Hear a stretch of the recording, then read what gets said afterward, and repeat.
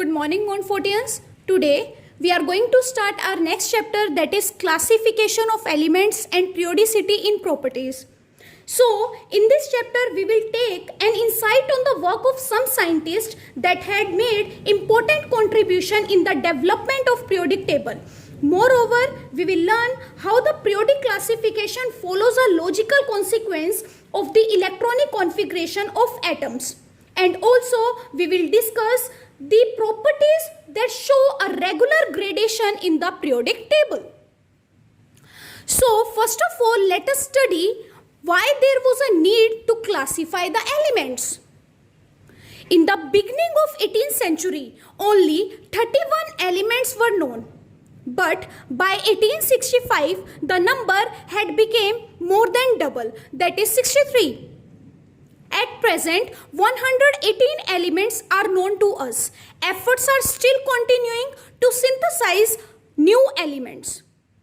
With such a large number of elements, it became very difficult to study each element.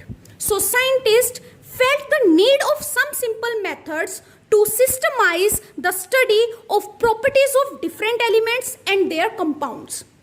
The need gave rise to the classification of elements into various groups having similar properties and led to the formulation of periodic table. So, after the discovery of large number of elements, various attempts have been made to classify elements by various scientists. So, first classification was done by Johann Dobereiner. He classified certain elements into groups of 3 called triads. On the basis of similarities in properties, he then suggested that if elements of a triad were arranged in increasing order of their atomic weight or mass, the atomic weight of the middle element was approximately the arithmetic mean of the other 2 elements. For example, one triad was lithium, sodium and potassium. Atomic mass of lithium is 7, atomic mass of potassium is 39. And if we will take the arithmetic mean of these 2 elements, then it will be equals to 23, which is same as the atomic mass of sodium. Now, this law worked good only for a few elements, so it was discarded. Then next classification was done by D. Chen-Cortois. He was a French geologist, and in 1862 he arranged the elements known at that time in increasing order of their atomic weights and generated a cylindrical table of elements to show periodic recurrence of properties. And this table was named as telluric screw or helix. But this classification fails to receive much attention. Then third classification was done by Newlands. In 1865, he arranged various elements in order of their increasing atomic mass and found that the properties of every eighth element repeat just as the 8th note of the musical octave. For example, lithium, beryllium, boron, carbon, nitrogen, oxygen, fluorine. 1, 2, 3, 4, 5, 6, 7. Then 8th is sodium. So sodium and lithium properties will be same. But this law failed badly when applied to heavier elements, that is beyond calcium. Second, further after the discovery of noble gases, it was the 9th element that show resemblance in properties with the first one. So, fourth classification was done by Lothar-Meyer. And he studied physical properties of elements like melting point, boiling point and density are related with atomic mass. He plotted a graph between the atomic volume and atomic mass and observed the various elements having similar properties occupies similar position on the graph. He concluded that physical properties of various elements depend upon the atomic mass. Although his work was not published until after the work of Dmitri Mendeleev. So, the credit for the development of periodic table was mainly given to Mendeleev.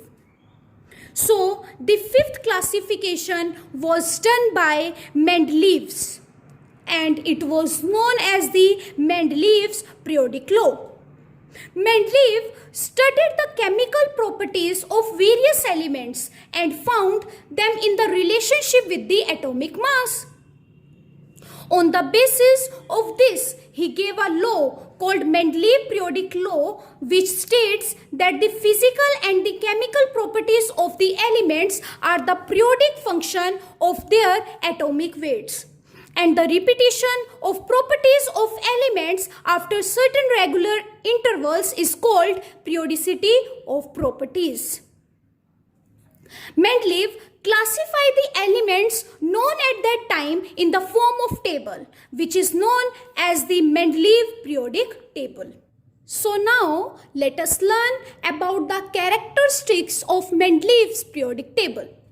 In this periodic table, elements are classified in 7 horizontal rows known as periods, while there are 9 vertical columns known as groups. These groups are designated as 0, 1, 2, 3, 4, 5, 6, 7 and 8. Each group except 0 and 8 were further subdivided into two subgroups as first A, first B, second A, second B and so on. Now let us learn the usefulness of Mendeleev's periodic table. The Mendeleev's periodic table simplified and systemized the study of elements and their compounds, since their properties could now be studied as groups or families rather than individuals. Thus, knowing the properties of one element in the group, the properties of other elements in the group can be easily predicted. Second, at the time when Mendeleev's periodic table was formulated, only 63 elements were known. Therefore, while arranging the elements according to their properties, Mendeleev left some blank spaces or gaps. These gaps represented unknown elements. Further, Mendeleev predicted the properties of these unknown elements on the basis of their positions. For example, he predicted the properties of gallium that was known as Aka aluminium and germanium that was known as Aka silicon, which were unknown at that time. Later, when these elements were discovered, their properties were found to be similar to those predicted by Mendeleev. Third, Mendeleev's periodic table has helped in correcting the doubtful atomic weights of some elements. For example, beryllium was assigned an atomic weight of 13.5 on the basis of its equivalent weight and valency. If beryllium has an atomic weight of 13.5, it should have been placed between carbon and nitrogen, but no vacant space was available in between carbon and nitrogen, and furthermore, properties of beryllium did not justify such a position. Therefore, valency 2 was assigned to beryllium, which gave it an atomic weight of 9. In spite of many advantages, Mendeleev periodic tables suffer from many serious defects. So first is anomalous position of hydrogen. Hydrogen is placed in group first A. However, it resembles the elements of both the group first A, that is alkali metals, and group 7A, that is halogens.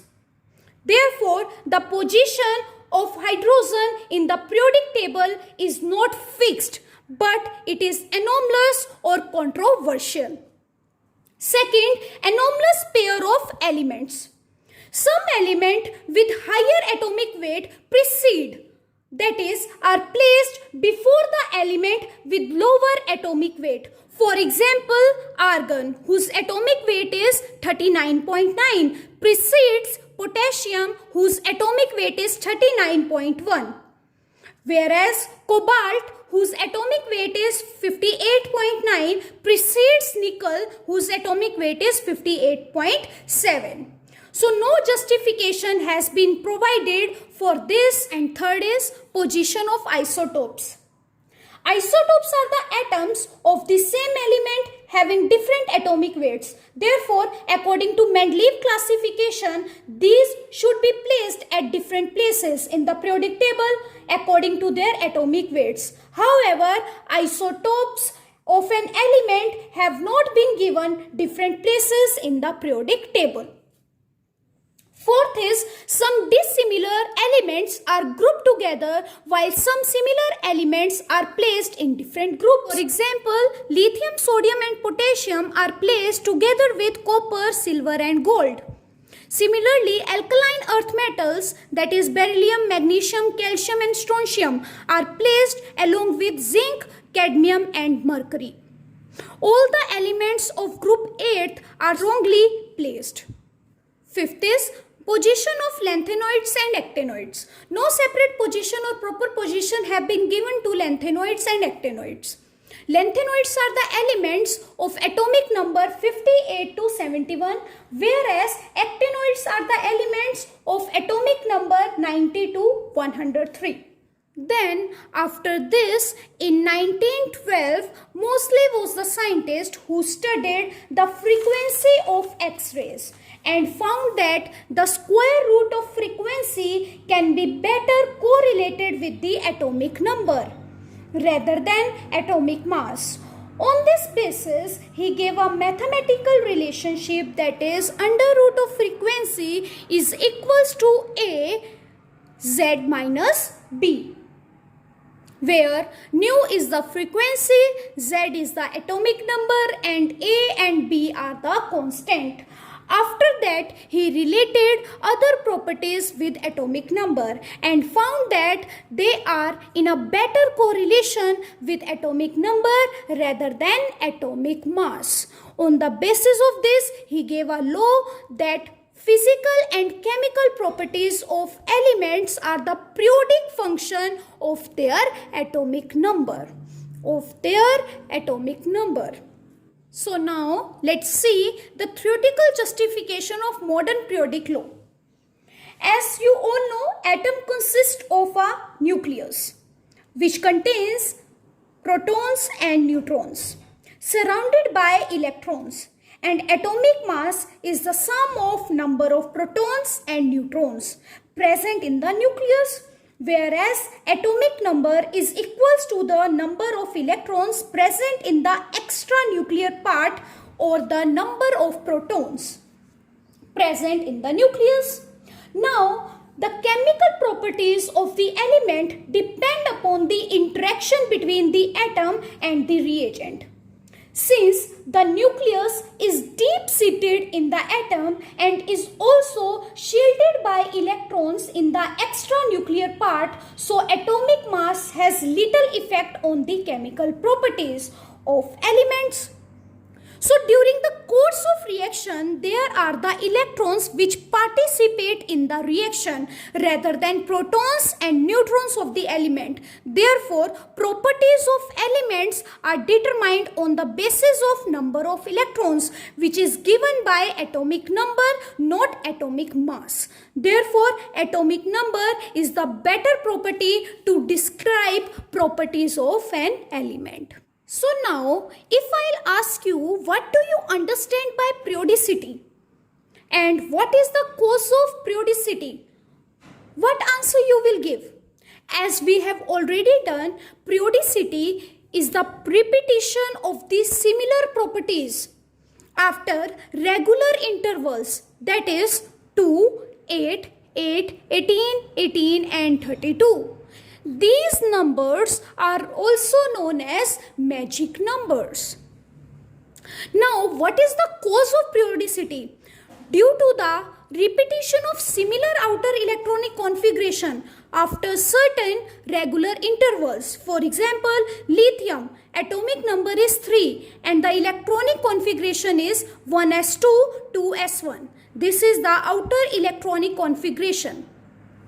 Sodium atomic number is 11 and the electronic configuration is 1s2, 2s2, 2p6 and 3s1. 3s1 is the outer electronic configuration. As you can see, the outer electronic configuration is same, that is s1 and s1. These both show similar properties because of the similar outer electronic configuration. That's all for today. Have a nice day ahead.